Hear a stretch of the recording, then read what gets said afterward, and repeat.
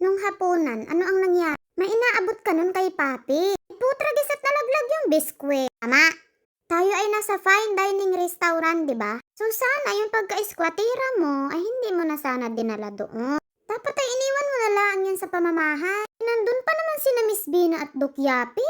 Abay, imbis na magpasensya kay hindi eh. Sa halip na sabihin mo'y sorry ay wala. Ba, ano pa talaga ang naging reaksyon mo? Putris na ito eh, nagbibigay lang ay ganyan pa. Putris ka. Alam mo tayo nasa sosyal na restaurant. Kailan niyo ako narinig na ako'y gayaan? Na inadala ko yung mga ganyang eksena sa labas ng pamamahay. Ay di gay hindi, at hindi ninyo ako nariringgan ng gayaan. Kasi ang tawag doon ay pakikisama. Ay hindi ka naman nagiging piki doon eh.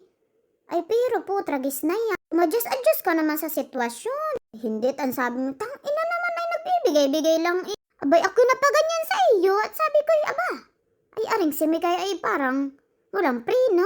Ay nakaganyan lang ako sa iyo eh. Ako'y nakatingin lang sa iyo. Tapos ang sasabihin mo, pasensya na ho, pasensya na ho. At pasensya na po't kayo'y gumilid. Aba, ay kung hindi ako tinitigan ni Vince, ay ako hindi talaga kakalma doon.